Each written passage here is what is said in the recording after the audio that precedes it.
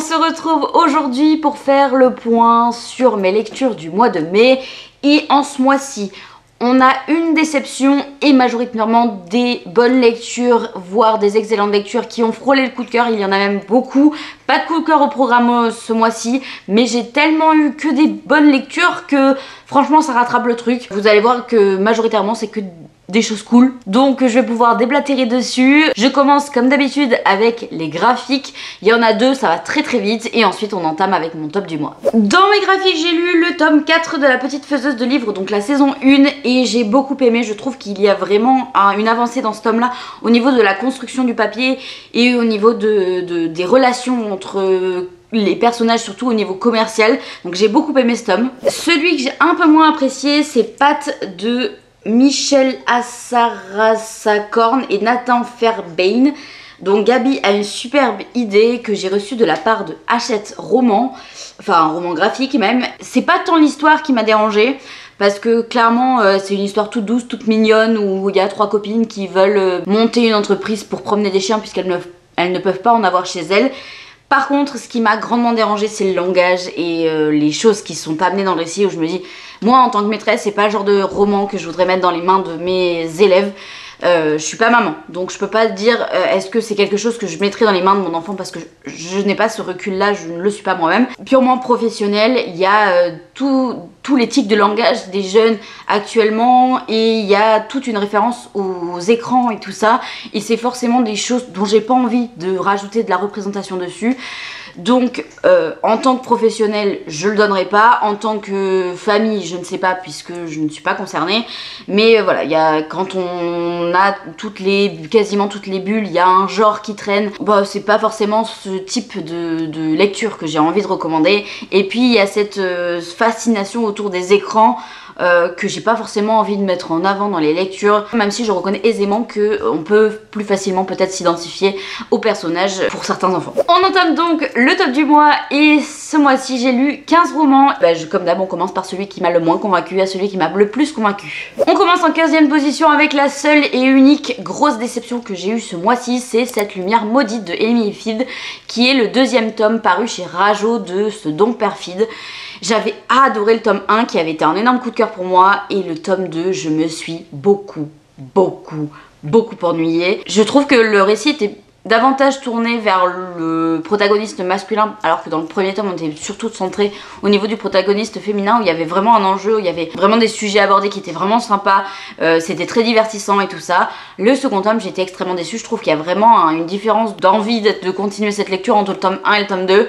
Donc le tome 2, je suis sortie de là, j'étais là, ouais, franchement pour une fin de saga, j'étais clairement déçue. Et franchement, je vous recommande pas ce deuxième tome, vraiment, le tome 1 en vrai se suffit à lui-même. Arrêtez-vous là. Le deuxième, je trouve qu'il tourne en rond, qu'on n'avance pas, qu'il y a des interactions entre les personnages qui n'ont aucun sens. Je sais pas, j'ai l'impression que la protagoniste féminin, elle est devenue bête entre les deux tomes. Vraiment, ça ne m'a pas plu, clairement. En soi, ça reste une pas si mauvaise lecture, mais j'en attendais tellement de ce tome-là que j'ai été hyper déçue. En 14e position, du coup, on arrive déjà aux bonnes lectures. Mais celui-ci, je n'ai pas d'avis tranché pour le moment. C'est Maudit soit le printemps de Céline Chevet, publié chez Naos, donc qui est la nouvelle parution qui arrive le début juin. Et je pense que c'est le genre de lecture qui ne vont pas avec ce que je lis d'habitude moi, et qui m'a clairement perturbée. On est ici sur un livre d'horreur ou à la culture asiatique. Je trouve que ça a été excellemment bien réussi, puisque j'ai eu un sentiment de malaise, de détestation des personnages, de froideur qui était très bien exécuté, puisque je l'ai ressenti pendant toute la première partie du récit. Et sur la deuxième, on a un mystère qui s'installe, qui fait que tu as envie de continuer à tourner les pages pour comprendre qu'est-ce qui se cache derrière tout ça. Donc je trouve qu'il est bien réalisé. Voilà, je pense que ça vise exactement ce que voulait l'autrice. Donc une sensation de malaise, de désagréable, de louche, de dégoûtant un peu par certains aspects. Mais je sais pas si c'est le genre de lecture qui me corresponde. Donc je sais pas, j'arrive pas à déterminer si j'ai aimé ou pas aimé. Ou... Avec le temps, je reconnais, parce qu'en sortant du livre, je me disais non, c'était pas pour moi, c'était vraiment, j'aimais pas. Et en même temps, après maintenant, je reconnais aisément que le but de l'autrice a été clairement atteint. Et en même temps, j'arrive pas à déterminer si j'aime ou j'aime pas. Donc voilà, il s'est retrouvé là parce que je ne sais pas où le mettre. Voilà, ça se trouve peut-être que dans quelques semaines, il aurait fini dans mon top. Mais ça fait quelques jours que je l'ai terminé à l'heure où je vous parle. Ça doit faire 3 jours. Et j'arrive pas trop à déterminer si j'ai aimé ou pas aimé. C'est le genre qui ne me plaît pas plus que ça. Je ne sais pas, mais en tout cas, je suis sûre et certaine que ça va trouver son public. Si vous êtes adepte de l'horreur young adulte, allez-y, c'est vraiment chouette. Attention cependant, il y a des scènes qui peuvent vous choquer au niveau de la cruauté sur les animaux. Bon, voilà, je préfère prévenir parce que tout le monde n'est pas forcément insensible à ce genre de choses. Ça reste, on va dire, en surface, c'est pas approfondi de manière très poussée, mais ça peut heurter la sensibilité de quelques-uns. En 13e position, j'ai mis le magasin qui n'ouvre que les jours de pluie. Je n'ai pas l'auteur et c'est publié dans la collection R. Je ne retiens jamais le nom de cet auteur, donc désolée. Je l'ai découvert en audio et dans celui-ci, on va suivre une jeune fille qui va lire une petite histoire d'un monsieur qui a envoyé ses malheurs à un magasin et sa vie a été transformée puisqu'il a reçu une invitation pour rejoindre ce magasin des moissons.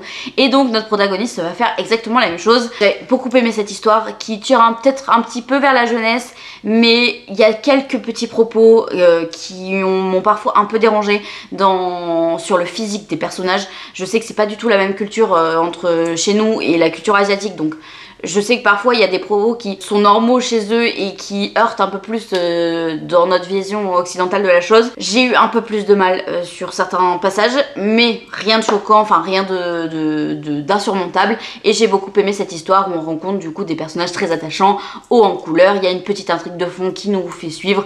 C'est de la cozy fantasy comme on les aime. Franchement, j'ai passé un très bon moment et il est très court. Donc si vous cherchez un livre très court, cozy fantasy, allez-y, vous allez apprécier votre lecture. En 12e position, j'ai placé Le Mage sans visage que j'ai reçu de la part de Bookmark. Et dans celui-ci, on va suivre la protectrice de la princesse d'un royaume qui va être appelée dans un autre royaume pour se faire passer pour la princesse afin de comprendre si les intentions de ce royaume sont nobles envers la princesse. J'ai beaucoup aimé cette histoire qui se lit de manière très fluide.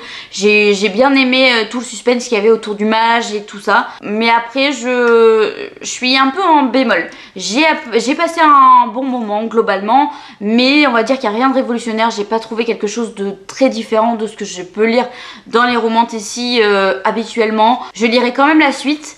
J'attends de voir ce que ça peut donner, mais ça peut complètement passer comme complètement tomber à la renverse. Voilà, je suis pas à 100% convaincue. Un tome qui m'a agréablement surprise, c'est le tome 2 de l'Empire des femmes de Cassandre Lambert, donc il s'appelle Ténéros. Et je me souviens que le premier tome m'avait pas 100% convaincue. Je l'ai trouvé peut-être un peu trop poussé ou peut-être un peu trop facile sur d'autres choses. Et sur celui-ci, je le trouve bien plus subtil. Et je trouve qu'on est beaucoup plus embarqué dans ce qui s'arrive à nos personnages. Je l'ai trouvé un peu moins cruel tout en étant tout aussi difficile par certaines décisions, et je trouve que le discours de l'autrice, elle met une note à la fin que je trouve très intéressante, qui m'a fait pas mal réfléchir, et à mettre dans les mains des ados, c'est génial. Donc pour ceux qui n'ont pas suivi dans l'Empire des femmes, on va suivre donc un matriarcat dans lequel des hommes sont envoyés au concours de la procréation, puisque les femmes ont la possibilité de choisir leur mari parmi ceux qui restent en vie durant ce tournoi. Donc nous on va suivre plusieurs points de vue dans le premier tome. On va suivre donc le point de vue d'un jeune homme qui vient pour le tournoi de la procréation, mais il a un autre but derrière, et on va suivre la fille de celle qui met en marche tout ce tournoi. Et dans celui-ci on a quand même beaucoup avancé par rapport au résumé de ce premier tome, mais clairement je l'ai préféré au premier et je suis très contente d'avoir fini cette duologie. Il y a une espèce de petite romance qui s'installe du coup dans ce deuxième tome qui était préparé dans le premier. Donc si jamais voilà, vous voulez pas du tout de romance, bon là il y en a un petit peu. C'est pas le cœur de l'histoire, c'est pas du tout le sujet principal. Je trouve qu'il y a pas mal de traitements autour aussi de l'emprise familiale, mis à part en fait tout ce truc autour de le patriarcat et le matriarcat, ça fait mal aux hommes et aux femmes. Il y a aussi tout ce discours autour de la famille, vraiment, de l'emprise qu'on peut avoir sur les enfants, des relations en fait telles quelles. Donc voilà, j'ai beaucoup aimé ce deuxième tome. On arrive en 10e position avec Envoûté de F.T. Lukens, publié chez Gallimard. On est toujours dans de la bonne lecture. J'ai passé un agréable moment. C'est un récit young adulte qui mêle aussi bien petites actions que cozy fantasy. J'arrive pas tout à fait à déterminer. C'est un peu une cozy romance, on va dire.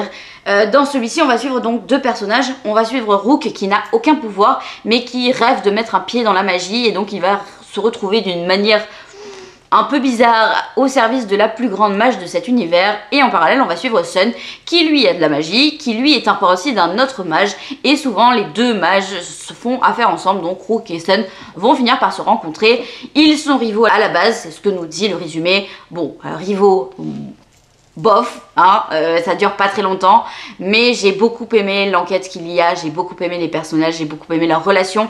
On est ici sur un récit inclusif, j'ai vraiment beaucoup aimé, ça fait passer un moment tout doux, tout mignon. Par contre, la seule chose qui m'a dérangée, c'est vraiment ce côté un peu romance qui est un peu insta-love quoi.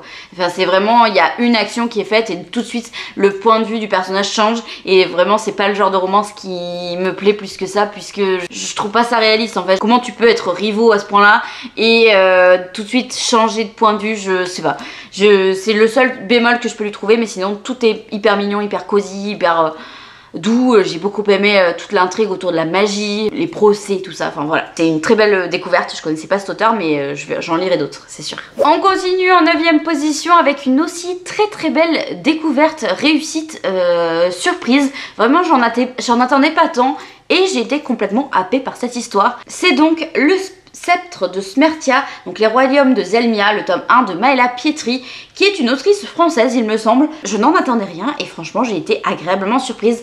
Dans celui-ci on va suivre une jeune fille qui va réapparaître au bout de 10 ans, c'est la princesse d'un des royaumes et on pensait qu'elles étaient mortes, sauf qu'elle va réapparaître un jour à l'académie et toutes les rumeurs vont aller bon train, mais c'est surtout qu'elle va être liée à des complots, à des rivalités estudiantines qui font que sa vie va être un peu basculée, bouleversée et on sent bien qu'il y a un truc qui se cache en dessous.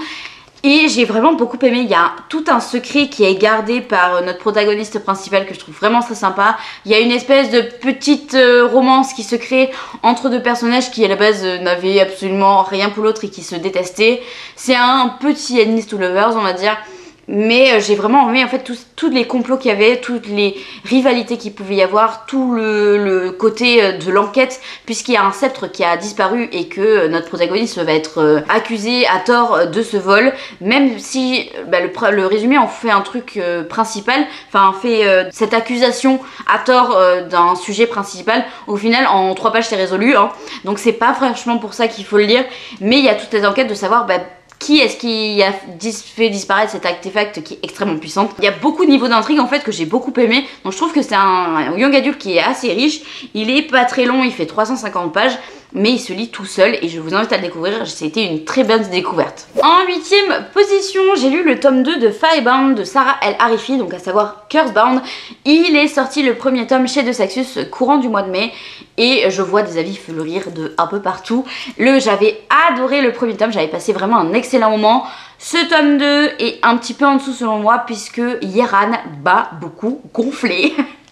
Pour ceux qui n'ont pas suivi dans le premier tome, on va donc suivre Yeran qui est une combattante et elle va aller à l'encontre d'un des ordres de sa hiérarchie et donc pour ça elle va être exilée et sa sœur va la suivre puisqu'elle ne veut pas la laisser toute seule et alors qu'elles étaient dans la forêt où elle voulait tuer un OBA pour retourner dans les bonnes grâces de ceux qui l'ont exilée, elle va se rendre compte que les OBA sont bien plus que ça et qu'il y aurait peut-être un grand mystère qui est caché dans cette forêt.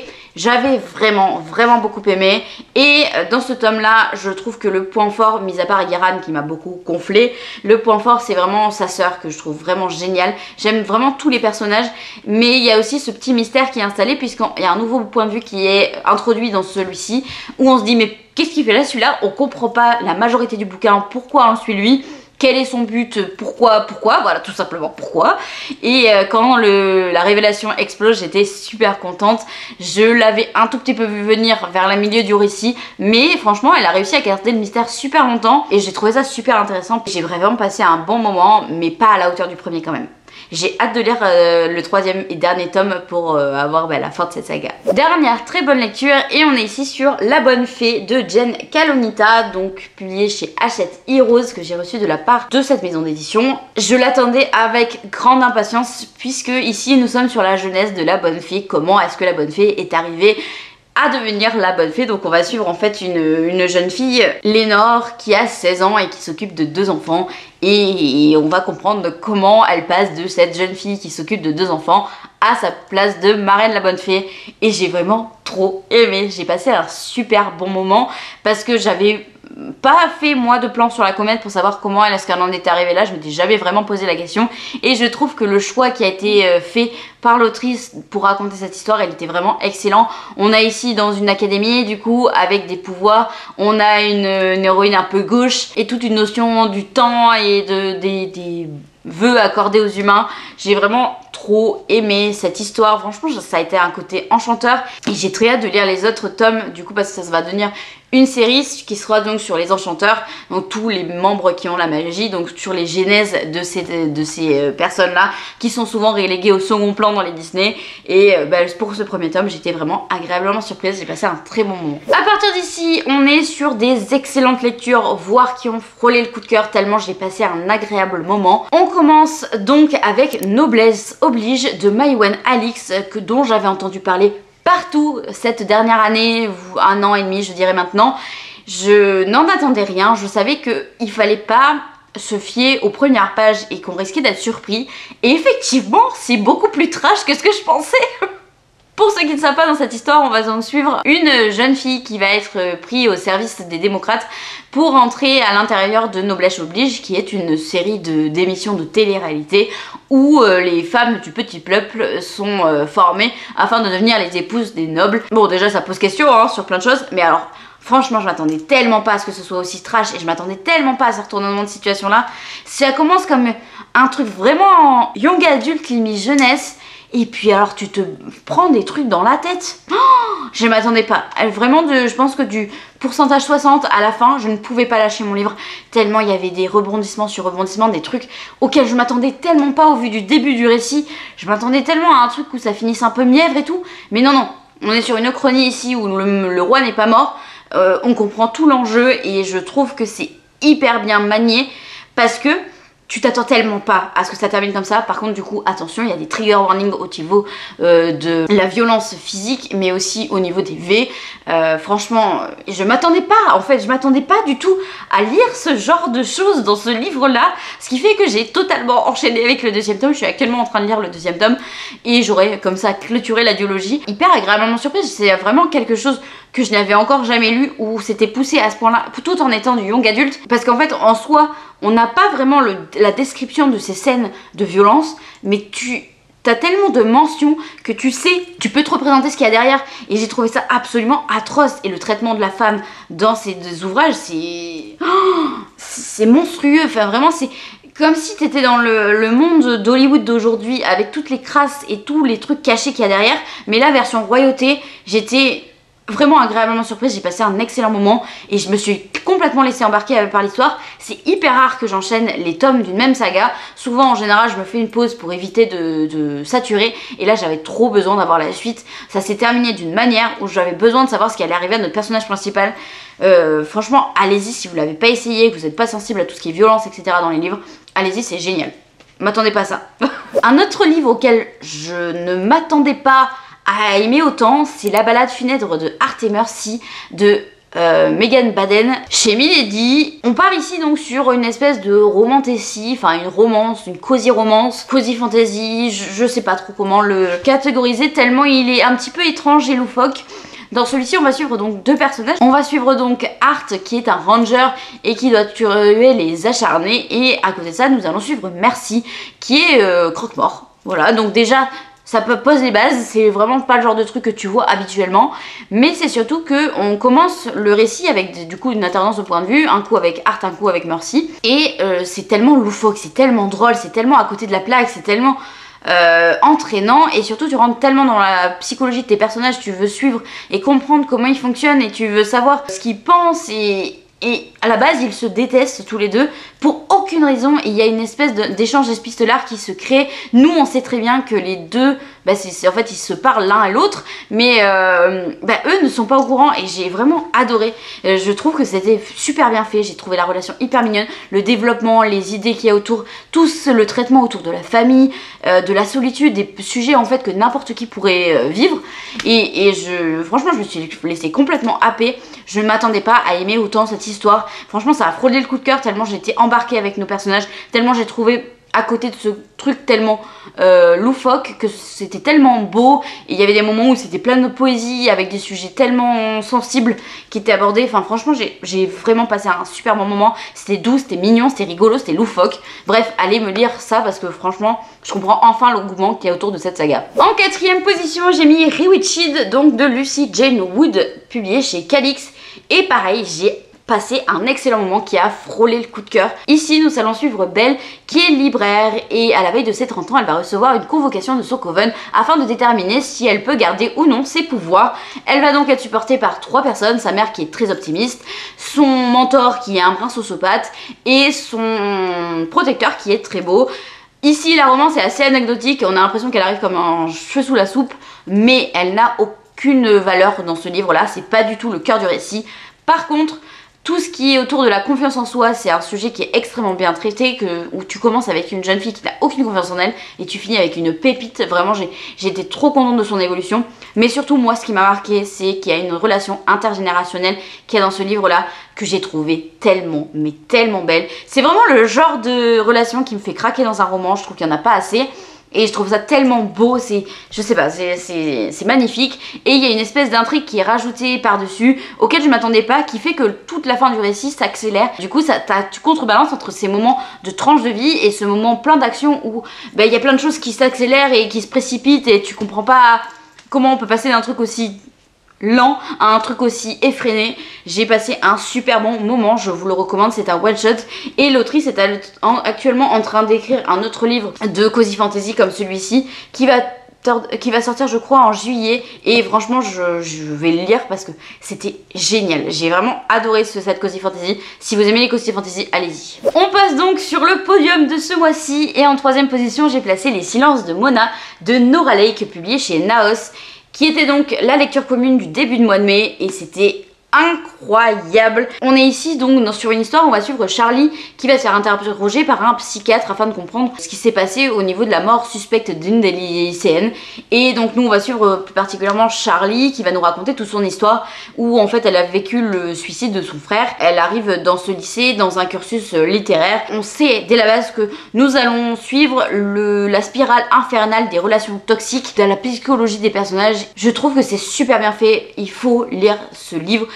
Si vous avez envie d'être dérangé, un peu en malaise vis-à-vis de certains personnages, de pas trop savoir sur quel pied danser et surtout d'avoir ce côté entre histoire et psychologie. J'ai vraiment aimé ce décalage qu'il peut y avoir entre les moments assez froids du psychiatre et tout ce débordement d'émotions qu'on peut avoir de la part de nos personnages. Je m'attendais pas du tout à ce genre d'ouvrage là, mais surtout à la fin auquel je ne m'attendais pas, je me suis laissée complètement porter. Je pense que c'est le genre de plot twist qu'on peut voir venir à 100 000 tellement il y a des indices qui sont placés. Moi il y avait certaines choses que j'avais vu venir mais je m'attendais pas que ce soit à ce point-là, que ce soit à ce point-là tordu. Si vous aimez tout ce qui est Dark Academia, tout ce qui est relations toxiques, tout ce qui est psychologie des personnages, allez-y, vous allez adorer cet ouvrage-là. Et si vous connaissez la plume de Nora Lake, vous savez que vous allez passer un incroyable moment au niveau des mots. Je suis vraiment définitivement fan de la plume de cette autrice. J'ai donc rajouté tous les livres de cette autrice dans ma pile à lire tellement j'ai aimé ce que j'ai lu et je veux en découvrir davantage. C'était excellent. Voilà, je ne peux que vous inviter à le découvrir. En seconde position, j'ai placé La Prophétie de l'Ambre, donc le dernier phénix de Karina Rosenwelt, publié chez Gulfstream Éditeur.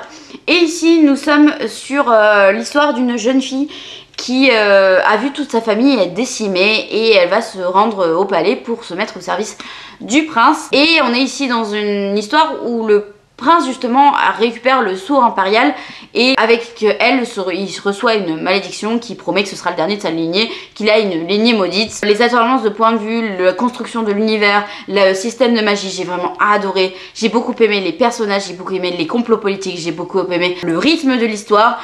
On commence de manière assez lente et au final il y a des moments où on repasse, ça va effréner puis de nouveau un peu lent et j'ai adoré la construction des relations et des poids de leur sceau, enfin de leur magie sur eux, de ce qu'on attend d'eux, de cette espèce de vengeance qui n'en est pas vraiment une. Je crois que je m'emballe et je me perds un peu dans ce que je raconte. Il y a tellement de bonnes propositions dans ce livre, autre que la magie. Enfin déjà on a toute la culture asiatique qui fait que les paysages sont riches et sont beaux, et même si on arrive à un moment donné où on est cloîtré dans le palais, je trouve qu'on est vraiment immergé dedans. Il y a le système de magie qui est extrêmement intriguant, qui est très original puisqu'on ne le voit jamais passer. C'est des espèces de sceaux qu'on peut voir là derrière nos personnages qui sont gravés sur leur peau et qui ne peuvent pas se transmettre en fait de génération en génération, sauf pour la lignée impériale. Toute la détestation qu'il y a autour de sa famille. Il y a tellement de sujets qui sont abordés autour de nos personnages que j'ai vraiment trop aimé. J'ai très hâte d'avoir la suite. Pour ceux qui vont le demander, il y a une petite romance qui... On sent qu'elle est en train de se construire, mais c'est absolument pas le cœur du récit. On y passe très peu de temps sur celle-ci. Là, en fait, en soi, il n'y a pas de romance du tout dans celle-ci. Mais on sent que ça se construit, donc ça arrivera probablement dans le prochain tome. Mais j'ai vraiment adoré, j'ai trop hâte de lire la suite. Et on finit avec mon tome 1 qui n'est autre que la petite boutique au sortilège de Sarah Bessdurst. Donc je ne suis absolument pas originale puisque ces derniers mois j'ai l'impression que c'était un coup de cœur pour absolument tout le monde. Je sais pas encore trop si c'est un coup de cœur ou non, j'ai passé un excellent moment, ça a frôlé le coup de cœur c'est sûr. Est-ce que c'est un coup de cœur? Je ne sais pas, mais j'ai vraiment passé un trop bon moment où on va suivre donc Kiela qui est une bibliothécaire et un jour sa bibliothécaire va être envahie par les républicains. Elle va donc décider de s'exiler et retourner dans sa terre natale et elle va se rendre compte une fois sur place que le gouvernement a complètement délaissé cet espace. Elle va donc décider d'ouvrir une petite boutique au sortilège, mais normalement la transmission de la magie au petit peuple entre guillemets est illégale. Donc elle se met dans une situation dangereuse. J'ai trop aimé, que ce soit les personnages, les décors, les créatures, l'ambiance générale du livre.